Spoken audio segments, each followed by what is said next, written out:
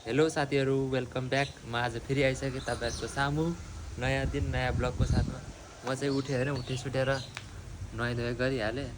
टक्क लुगा थियो, लुगा यति 1 2 3 4 5 6 7। गर्मी अब यस्तै हो। अब 1 2 महिना त भदौ असार सावन भदौ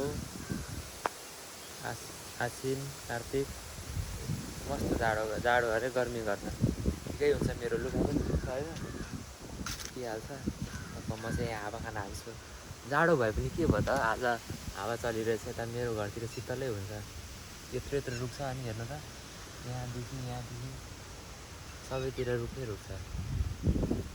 रुख हुँदा त्यो पनि शीतल हुँदो रहेछ। म माछा देखाउँछु, भागिहाल्यो। कुन माछा भन्छ त्यसलाई? मुचवाला मुङ्गुरा माछा मार्नुपर्छ साथीहरू कुनै दिन। मस्तले सानै हुँदा हालेको थिएँ, अहिले त्यही पनि ठुलो भयो होला। कति आधी किलो 1 किलो भयो भने त्यही पनि खाना त हुन्छ नि। त्यही पनि छ तर भयो होला कति के भन्छ, जाडोमै हालेको थियो। 2टा जाडो कटिसक्यो, लाग्दैछ बच्चा पनि जन्माइसक्यो होला। कुनै दिन मार्ने सोचमा छु होइन साथीहरू। मजाले मस्तले बल्छी लगाएर त आउँदैन, यो बल्छी नै खाइदिन्छ क्या। एकचोटि ट्राई गरेको थिएँ, नआउने रहेछ। अनि झुल लगाएर नै छिर्छु। कति 2जना चाहिन्छ, एक्लै त त्यही पनि सक्दिनँ होला। यत्रै सानै पोखरी भयो भने त्यो मङ्गुरा माछा लास्टै चलाएको हुन्छ साथीहरू। खाने आउनै दिँदैन, हातले पक्र्न पनि सकिँदैन त्यो के भन्छ। अनि बल्छीले त झन् कुरै छोड्दिनँ, आउँदैन। छिर्नुपर्छ कुनै दिन होइन। झुल छ पुरानो झुल, टक्क छिर्छु। त्यही पनि 2-3टा निकाल्यो भने पुगिहाल्छ नि आफूलाई त। यसलाई हेर्नु नि साथीहरू, भोक लाग्यो जस्तो छ होइन। यिनीहरूलाई चाहिँ म यो दिइहाल्छु दाना। यहाँ राखेको छ क्या यिनीहरूको प्रोटिन। यहाँ छ है ए साथीहरू, पुग्छ यार। यति नदिए त अनि अन्डा कहाँबाट पाल्छ?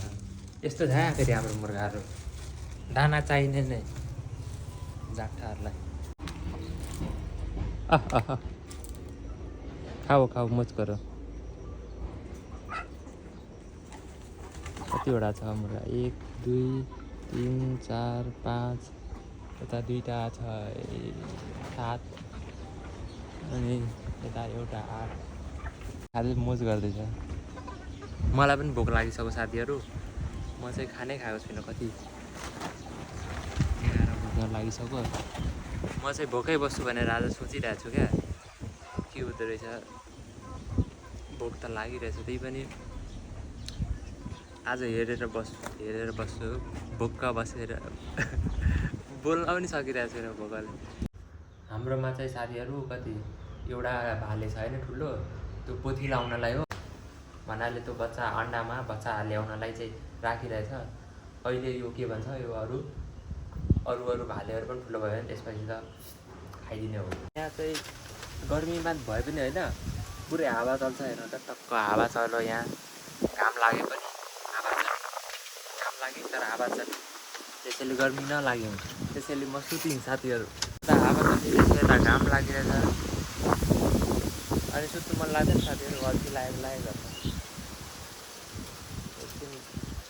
के गर्नु, एकछिन घरमै गएर सुत्नु पर्ला जस्तो छ।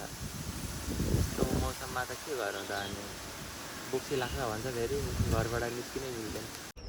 एकछिन ढल्केर उठिसक्यो होइन साथीहरू। अनि मलाई अघि यो राखिदिनु भएको छ भन्नुहुँदै थियो, के भन्छ त्यस्तै यो खुन बढाउने के ड्रागन फ्रुट भन्छ होइन यसलाई, यही राखिदिनु भएको छ।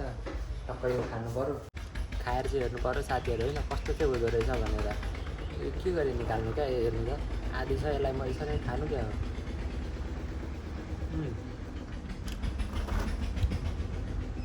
कस्तो के को स्वाद हो, के को मिठो रहेछ। तर त्यो भित्र उयो कालो कालो दाना चाहिँ यो डेरी मिल्क जस्तै छ हौ, टोक्दाखेरि कडक कडक बस्दो रहेछ।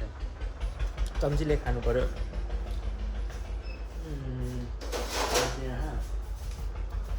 यसलाई चम्चीले अब निकालेर राख्नु हौ साथीहरू, टक्क यसरी।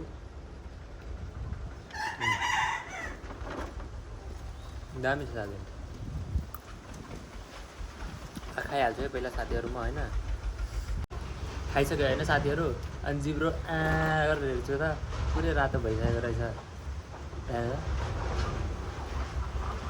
यो के भन्छ जिब्रो रातो भएको छ भने चाहिँ यो खाएको रहेछ भनेर बुझ्ने रहेछ त्यसलाई म त कहिले यस्तो पनि रातो हुन्छ र पुरै यो कलर बला रहेछ यार साथीहरू के हो कस्तो मिठो थियो यार आइसक्रिम जस्तै खाइहालेँ अब देखाउन देखाएन कि साथीहरू बेकार के लोभ लगाइदिनु भनेर अनि खाएँ लुकाएर अब हेर्नु जिब्रो चाहिँ हेर्नु खालिदिन्छु साथीहरू होइन अब त्यो के भन्छ कुन फ्रुट थियो होइन कुन फ्रुट भनेर नामै बिर्सिहालेँ म बिट फ्रुट कि बिट फ्रुट होइन होला ड्र्यागन फ्रुट होइन अनि टक्क अब खाएर एनर्जी आइसक्यो अब म चाहिँ यहाँ मेरो अलिकति घरमा कति अल्छी लाग्छ क्या साथीहरू बस्दा बस्दै केही न केही गर्नै पऱ्यो होइन कोदालो छ यहाँ एकछिन म खनिदिन्छु होइन यो चाहिँ यति खनेको छ हेर्नु एक दिनमा खनेर भ्याउँदैन क्या अनि एक दिन थोरै गरेर खन्छु एकैचोटि गऱ्यो भने फेरि अब थाक्छु क्या साथीहरू भोलिको लागि पनि छोड्नु पऱ्यो नि त होइन कामहरू अब एक दिन बाँचेर पनि भएन सब दिन बाँच्नु पऱ्यो त्यही भएर चाहिँ अब एकछिन म काम गर्न पनि पुरै अल्छी लाग्छ साथीहरू अहिले 4 बजिरहेछ नि त अनि के गर्नु बेलुका हुन्छ टक्क 5 बजीसम्म अनि नुहाइधुवाइ गर्छु टक्क फ्रेस हुन्छु पसिना भइहाल्यो साथीहरू थाकिहालेँ के भएको बुढेसकाल लाग्यो क्या अब त्यसमा थाक्छु यार सासै आउँदैन यार साथीहरू जहाँ भयो यति खन्दा पनि हेर्नु न त्यति त खनेको छु अझै खनिदिनु पर्ने यार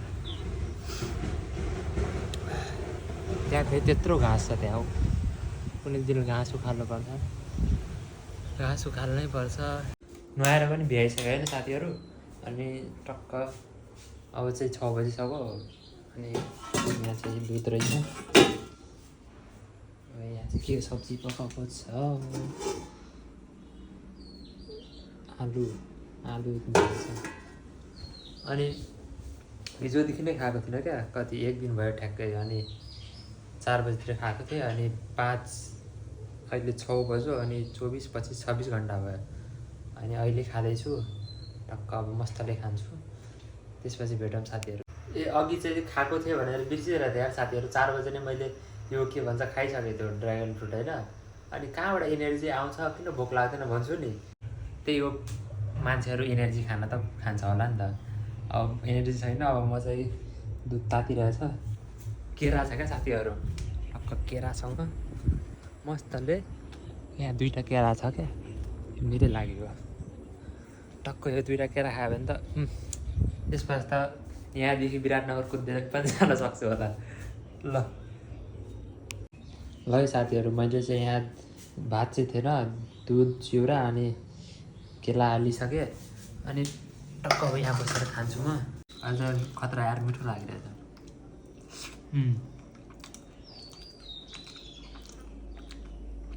सबरका फल मिठा हो त है यो त एकदम मिठो साँच्चै र मिठो रहेछ केरा छ नि त एक त त्यतिकै भोकै पनि छु त्यही भएर पनि मिठो लागेको होला झन् त्यही माथि केरा दुध चिउरा